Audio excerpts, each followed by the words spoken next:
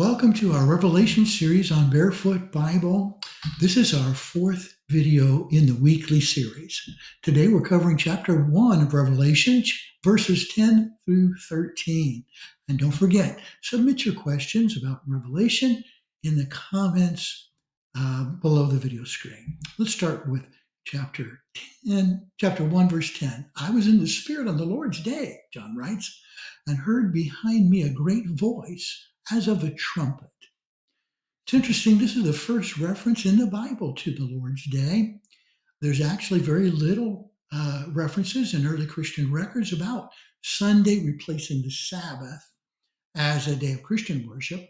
We assume John is referring to that. However, it's a common interpretation based on some presupposition on our part.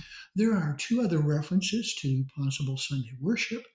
Acts 27 is really clear. Upon the first day of the week, when the disciples came together to break bread, Paul preached unto them. So this reference clearly regards worship, including breaking the bread and preaching. Another one less clear is 1 Corinthians 16, verse 2, referring to a collection of the saints. Paul wrote, upon the first day of the week, let every one of you lay by him in store as God hath prospered him, that there be no gatherings when I come. And this reference, it mentions the first day and an offering, but it really doesn't clarify that it's a day of worship. Christian worship on Sunday has become a tradition based on our celebration of Christ's resurrection, which occurred on that first day of the week. Let's go back to Revelation chapter 1, verse 11, saying, I am Alpha and Omega, the first and the last. What thou seest, write in a book, and send it unto the seven churches which are in Asia, unto Ephesus, unto Smyrna, unto Pergamos, unto Thyatira, and Sardis, unto Philadelphia, and Laodicea. Now, the person speaking to John identifies himself with the same title later used in verse 8. I am Alpha and Omega. In the coming verses, John describes the speaker as Jesus, confirming this in verse 18, when Jesus says, I am he that liveth and was dead. So although it sounds like it's God the Father speaking, it confirms later that Jesus and Jehovah are the same thing. And Romans also clarifies that.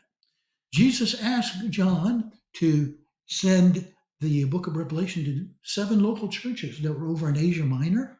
On a clear day from the island of Patmos, John could see Asia Minor's shores where the 7 churches were located.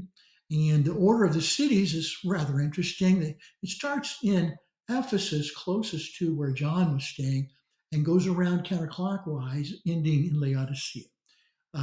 This is a Roman province, and we'll learn more about each of the churches as we study the letters in chapters 2 and 3. Revelation chapter 1, verse 12, John says, and I turned to see the voice which spake with me, and being turned, I saw 7 golden candlesticks. His description of the candlesticks is similar to the golden lampstand in the Old Testament, Exodus 25. And here in Revelation 1, verse 20, Jesus explains the 7 candlesticks symbolize the 7 churches. And that's interesting in light of what's coming next here. Verse 13, in the midst of the 7 candlesticks, one like unto the Son of Man, clothed with a garment down to the foot and girt about, or like a belt of a golden girdle. In his vision here, Jesus appeared in the midst of the 7 candlesticks or 7 churches. Jesus has always been among believers, as he promised, where 2 or 3 are gathered together in my name, there am I in the midst of them.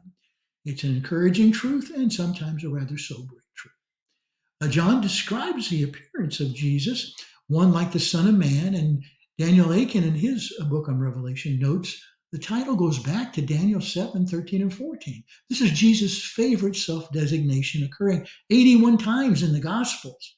It identifies him with the heavenly Messiah, who is also human and will receive an eternal kingdom. Wow.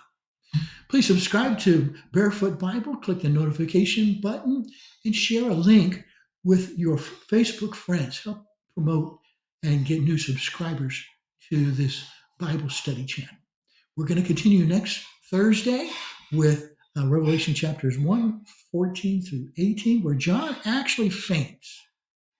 And you'll be interesting to find out why, and has to do with Jesus and how he's appearing here. So join us again next week. We look forward to it, and thanks for subscribing.